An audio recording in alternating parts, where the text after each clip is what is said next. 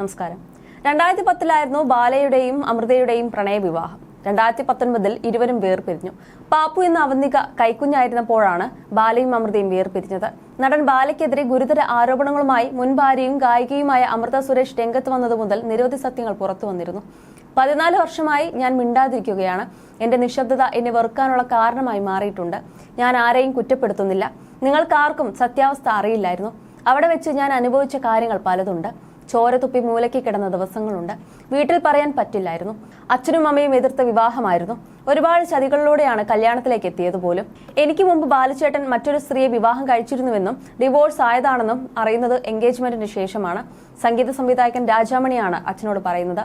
ഇത് വേണ്ട എന്ന് അച്ഛൻ എന്നോട് പറഞ്ഞതാണ്. പക്ഷെ എനിക്ക് ബാലചേട്ടനെ അത്ര ഇഷ്ടമായിരുന്നു. എന്റെ തീരുമാനമായിരുന്നതിൽ ഞാൻ അനുഭവിച്ചതൊന്നും ആരോടും പറഞ്ഞില്ല.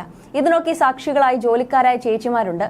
അവരത് കോടതിയിൽ പറഞ്ഞിട്ടുണ്ട് എന്നിങ്ങനെ നിരവധി കാര്യങ്ങൾ അമൃത സുരേഷ് ബാലയെക്കുറിച്ച് വെളിപ്പെടുത്തുകയുണ്ടായി. ഇതിന് പിന്നാലെ ഭീഷണിപ്പെടുത്തുന്നു എന്ന രീതിയിൽ അഭിരാമിയും പറഞ്ഞിരുന്നു. എന്നാൽ ഇപ്പോൾ പുറത്തു വരുന്നത് മറ്റൊരു കാര്യമാണ്. മൊത്തത്തിൽ ബാല എത്ര വിവാഹം കഴിച്ചു എന്നറിയാത്ത സാഹചര്യത്തിലാണ് മലയാളികൾ. അമൃത വെളിപ്പെടുത്തിയത് പ്രകാരം അമൃത 2ാം ഭാര്യയാണ്. അമൃതയ്ക്ക് ശേഷം മറ്റൊരാളെയും വിവാഹം കഴിച്ചു. ഇപ്പോഴിതാ പുറത്തു വരുന്നത് മറ്റൊരു ലിവിംഗ് ടൂതർ കഥകളാണ്. ബാലയ്ക്കെതിരെ തുറന്നു സംസാരിച്ച ഗായിക അമൃത സുരേഷിനെതിരെ കടുത്ത സൈബർ ആക്രമണം തുടരുകയാണ്. മകളെ കൊണ്ട് അച്ഛനെതിരെ അമൃത സംസാരിപ്പിച്ചു എന്നാണ് ആക്ഷേപം. അച്ഛനെക്കുറിച്ച് ഇല്ലാ കഥകൾ പലതും അമൃത പറഞ്ഞു പഠിപ്പിച്ചുവെന്നും അതുകൊണ്ട് കുട്ടി വന്ന് അച്ഛനെതിരെ വീഡിയോ ചെയ്തെന്നും ചിലർ വിമർശിക്കുന്നുണ്ട്. ഇത്തരം വിമർശനങ്ങൾക്ക് മറുപടി നൽകുകയാണ് അമൃതയുടെ കുടുംബവുമായി വളരെ അടുത്ത ബന്ധമുള്ള ചെമ്പൻ സ്റ്റെഫൻ. തന്റെ ഫേസ്ബുക്കിലൂടെയാണ് സ്റ്റെഫാന്റെ പ്രതികരണം. കഴിഞ്ഞ 16 വർഷമായി അമൃത സുരേഷിന്റെ കുടുംബവുമായി എനിക്ക് അടുത്ത ബന്ധമുണ്ട്.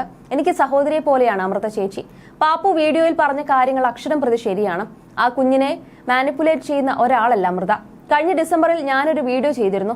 അമൃതയെ ബാല 2ാം കല്യാണം കഴിച്ചതാണെന്ന്. അന്ന് എന്നെ ഇത് പറയുന്നതിൽ നിന്നും അമൃത ചേച്ചി തടഞ്ഞിരുന്നു. അമൃതയെ കുറ്റം പറയാൻ ഒരു യോഗ്യതയും ഇല്ലാത്ത ആളാണ് ബാല. അമൃത കഴിഞ്ഞ് 3ാമതും കല്യാണം കഴിച്ച് ഇപ്പോൾ 4ാമത് ഒരാൾക്കൊപ്പം ലിവിംഗ് ടൂതറിലാണ് ബാല. അതുകൊണ്ട് തന്നെ അമൃതയെ എന്തിന്റെ അടിസ്ഥാനത്തിലാണ് കുറ്റപ്പെടുത്തുന്നത്? അമൃതയും കുടുംബവും എങ്ങനെയെങ്കിലും ജീവിച്ചോട്ടെ, അവർ കഷ്ടപ്പെട്ട് ജീവിക്കുകയല്ലേ. എന്തെങ്കിലും ഇത്തരം ഒരു വീഡിയോയുമായി അമൃത സുരേഷ് വന്നിട്ടുണ്ടോ? അപ്പുറത്ത് ബാല എന്തെങ്കിലും ഗുരുതര ആരോപണം ഉയർത്തുമ്പോഴാണ് അവർ ചെറിയ രീതിയിലെങ്കിലും പ്രതികരിക്കാറുള്ളത്. ശരിക്കും നേരത്തെ ഇതേക്കുറിച്ച് ചേച്ചി പറയണമായിരുന്നു. പാപ്പു പറഞ്ഞതൊക്കെ അക്ഷരം പ്രതി ശരിയാണ്.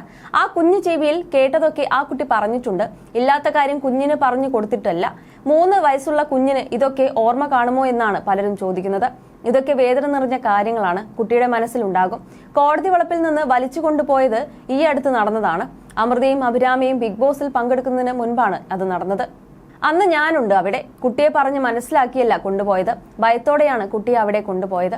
അടുത്ത് വിളിച്ചിരുത്തി സ്നേഹിച്ച കുട്ടിയോട് സംസാരിച്ചിരുന്നെങ്കിൽ അയാൾ നല്ലൊരു അച്ഛനെങ്കിലും ആയേനെ.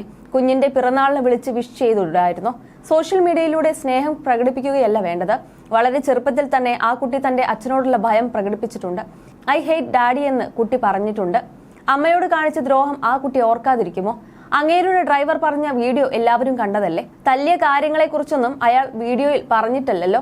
മദ്യപിച്ചുകൊണ്ട് അയാൾ പല ദ്രോഹങ്ങളും ചെയ്തിട്ടുണ്ട്. ഇതെല്ലാം ഞങ്ങൾക്കറിയാം. ദയവ് ചെയ്ത് ഇനിയും അവരെ ദ്രോഹിക്കരുത്. ഗോപി സുന്ദറിന്റെ റിലേഷൻ ഒളിച്ചു വെച്ച് നടക്കാമായിരുന്നു. എല്ലാവരുടെയും സമ്മതത്തോടെയാണ് അമ്പലത്തിൽ പോയി അവർ താലികെട്ടി ജീവിതം തുടങ്ങിയത്. ഇതൊന്നും അവർ ഒളിച്ചു വെച്ചിട്ടില്ലല്ലോ. ഇനിയെങ്കിലും അവരെ വെറുതെ വിടാൻ ആളുകൾ തയ്യാറാകണമെന്നും ചെമ്പൻ സ്റ്റെഫാൻ പറയുന്നുണ്ട്.